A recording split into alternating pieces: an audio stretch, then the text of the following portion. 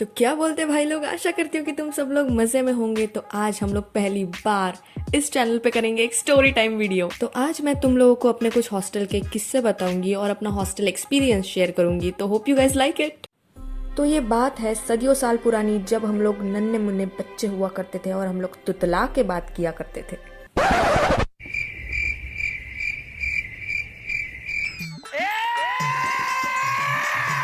2 साल पुरानी है, 2 साल, जस्ट 2 years। तो ये बात है मेरे 11th-12th की, जब हम लोग हॉस्टल में रहते थे 11 लोग। हमारे यहाँ कैसा था कि हम लोग सब स्कूलमेट्स थे, मतलब हम लोग बैचमेट्स थे। इवन हमारे क्लास के बॉयज भी। तो हम लोगों ने मिलजुला के एक कॉलेज में एडमिशन ले ली। मतलब बेसिकली हम लोग सब लोग एक दूसरे को जानते थे। हमारे हॉस्टल का पहला दिन था, बाकी लोगों का तो पता नहीं, लेकिन मैं बड़ी खुश थी। मतलब मैं इतनी खुश थी, इतनी ज्यादा खुश थी कि ये मुझे मेरे फ्रेंड्स के साथ रहने मिलेगा। घर छोड़ने का दुख था obviously, but still I was very excited. अब उस एक्साइटमेंट के चक्कर में मैंने इतना सारा चूड़ा, चकली, शंकरपाड़े, बिस्किट, चिप्स, कुरकुरे, अलाना फलाना जो भी था।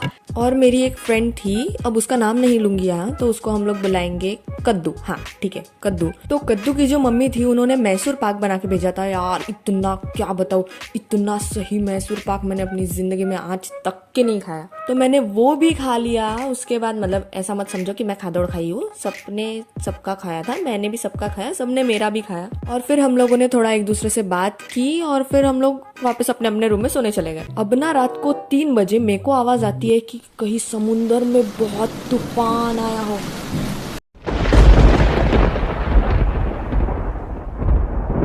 Then after 2-3 minutes I realise साला वो तूफान तो मेरे पेट में मचा पड़ा है। फिर मैंने जो उल्टियां करना शुरू की।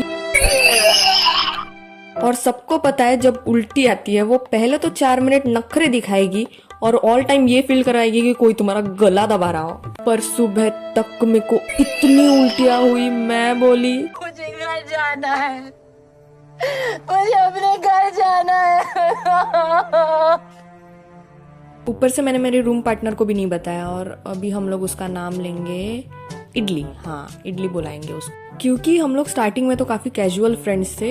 अभी हम लोग बहुत अच्छे दोस्त थे, लेकिन तब मुझे उसको परेशान नहीं करना था यार। पहले ही दिन इतना तमाशा कौन करता है ना। मेरे को ना उस टाइम पूरा वो तारे जमीन पे ईशान वाले फीलिंग आ रही थी। मतलब मेरे को इतनी मम्मी की याद आ रही थी, इतनी खराब हालत थी मेरी। ऊपर से मैं बाथरूम की दीवार पे सर रख के रोए जा रही थी। सब है पता है ना।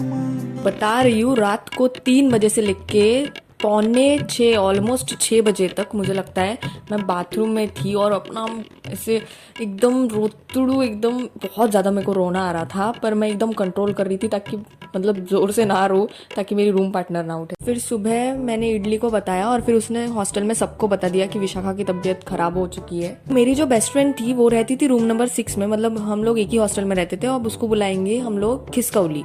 तो जो खिसकौली थी, उसको जैसे ही पता चला कि विशाखा की तबीयत बहुत ज़्यादा खराब है, तो फिर उसने मेरी मम्मी को फ़ोन किया, मेरी मम्मी ने मेरी मौसी को फ़ोन किया। फिर मेरी मौसी मुझे फाइनली लेने आ गई कैंपस में, क्योंकि उनको कैंपस में ही बुलाया गया था। और वजह सुनो क्यों। हमारी जो वार्डन मैम थी वो मेरे को 6:45 बजे आके बोलती है कि चलो चलो।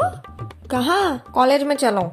मैम मैं इतनी तितरी बितरी हालत में हूँ, 15 मिनट में बस निकलने वाली है और आप मेरे को अभी बता रहे हो? बेटा कॉलेज वाले बोल रहे हैं तुम्हें आना ही पड़ेगा। मैम मेरी उल्टियाँ रुकने का नाम नहीं ले रही है। अब मैं क्या बस में सबके ऊपर उल्टी के फव्वारे मारते हुए आऊँ? वो कुछ भी हो, अब तुम चलो, मतलब चलो जल्दी निकलो, क्योंकि मुझे हॉस्टल में अभी लॉक लगाना है। अब मेरे को जाना ही पड़ा। अब मेरे पास और कोई ऑप्शन बचा हुआ नहीं था। मैंने बस में अपनी उल्टी ऐसी कंट्रोल की क्या बताऊँ। और जैसे ही कैंपस आया मैं बस से उतरी और खिसकौली का हाथ पकड़ के जो वॉशरूम भागी। फिर मेरी मौसी आए, मुझे हॉस्पिटल लेके गए। फिर मैं ठीक हो गई और मैं हॉस्टल वापस आ गई। फिर वही हेक्टिक शेड्यूल शुरू हो गया। सुबह 7 बजे जाओ, रात को 10 बजे वापस आओ, फिर से वापस से पढ़ो पढ़ो पढ़ो पढ़ो। नीट के लिए पढ़ रहे थे ना, एफर्ट्स तो लगाएंगे। फिर भी नीट क्लियर हुआ हमारा हॉस्टल पक्का जेल था। मैं मानती हूँ कि हम लोगों को पूरी सुविधाएं दी गई थी, लेकिन फिर भी वो था तो जेल ही। पूरी हफ्ते भर इतनी मेहनत के बाद भी हम लोगों को वीकेंड पर बाहर नहीं जाने दिया जाता था। हॉस्टल के गेट पे लॉक लगा के रखते थे ताकि हम लोग बाहर ना जाए। हम लोग बेचारे खिड़की में से झाँक के देख रहे, दरवाजे में से झाँक के देख रहे, कुछ तो थोड़ा बहुत दिख जाए। इतना ज्यादा बोर था हमारा 11th। हमारी मजा शुरू हुई 12th में जब हमारे जूनियर्स आए। हम सीनियर्स की एक लीडर थी रूम नंबर 1 वाली कथकली। वो बंदी हमेशा नाचते ही रहती थी। वो सबके रूम में जाएगी तो वो नाचते हुए ही जाएगी। वो अपने बर्तन भी घसेगी तो वो नाचते हुए ही घसेगी। वो सीढ़ियाँ चढ़ेगी वो नाचेगी, वो सीढ़ियाँ उतरेगी वो नाचेगी, वो खाने जाएगी वो नाचेगी। मतलब वो हमेशा कुछ ना कुछ डांस करती ही रहती थी। बड़ी एनर्जेटिक थी वो। तो हम लोग को हॉस्टल वालों ने दी थी एक वॉशिंग मशीन। उसमें हम लोग अपनी बेडशीट या फिर अपने कॉलेज का जो यूनिफॉर्म था हम लोग यूजुअली वो डालते थे धोने के लिए। बाकी अपने कपड़े खुद धो। ऊपर से वो कथकली इतना पटक पटक के कपड़े धोती थी, ऐसा लगता था उनका रूम तो पता नहीं रूम है या धोबी घाट। तो ये बात है मिड 12th की, जब हमारे जूनियर्स आ गए थे, ऑब्वियसली आ गए थे। कथकली गई वॉशिंग मशीन के पास अपनी चद्दर धुलाने। कथकली ने जो देखा,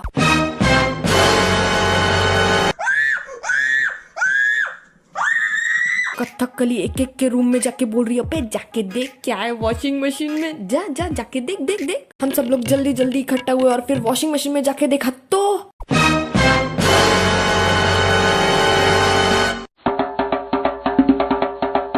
कच्चा बनियान लेडीज वाली। कौन है वो गद्दार जिसने ये गुस्ताखी की है? तेरी है क्या? किसकी? मेरी? भगवे, तेरे को ऐसी दिखती हूँ मैं? तेरी होगी फिर। मेरी गिरी नहीं है, मेरे को नहीं बोलने का। मेरी भी नहीं है। मेरी भी नहीं है। अब वो हम में से तो किसी की भी नहीं थी, तो अब बच्चा कौन? जूनियर्स। छी बे यार, क्यों ये लोग ऐसे कच्चा छाप कहीं के। और ये देवा मेरे को कच्चा छाप बोला कच्चा छाप कच्चा छाप मैं कच्चा छाप है पर है नहीं। बे कथकली जाके बोलना उन लोगों को क्या है ये सब कुछ। हाँ, उनसे तो बात करनी पड़ेगी। तेरे को बोलना है तो बोल, नहीं तो मत बोल, लेकिन मैं तो यहाँ पे कपड़े डालना बंद कर रही हूँ। मैं भी। ठीक है फिर, अभी बचे ही कितने दिन है, धो लो अपने अपने हाथ से। अब मैं ये बोल रही हूँ, जूनियर्स में सब लोग ऐसे नहीं थे, कुछ कुछ लोग थे। अब वो कौन थी, वो जिसकी कच्चा बनियान वो उसका उसको पता। और अगर ये वो वीडियो देख रही है तो मैं किसी के पीठ पीछे चुगलियां नहीं कर रही हूँ, जो है मुंह पे बोल रही हूँ, क्योंकि तुमने काम ही ऐसा किया है। I'm in danger. I am repeating this, सब लोग ऐसे नहीं थे यार। सब लोग मतलब ऑलमोस्ट लोग तो अच्छे थे। अब फिर हम लोगों में से सीनियर्स जूनियर्स, मुझे ऐसा लगता है कि सब लोगों ने वो वॉशिंग मशीन फिर बाद में यूज करना ही बंद कर दिया। लेकिन हम लोग सीनियर्स भी कुछ कम नहीं थे।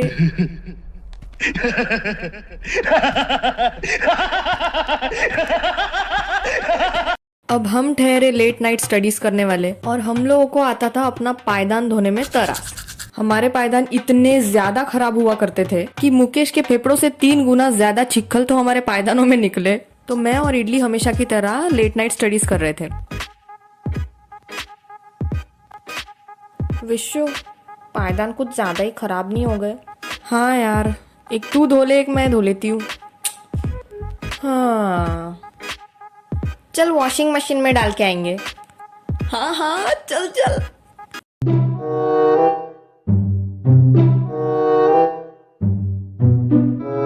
हम लोग छुप छुपाते हुए जाके वो वॉशिंग मशीन में पायदान डाल देते थे।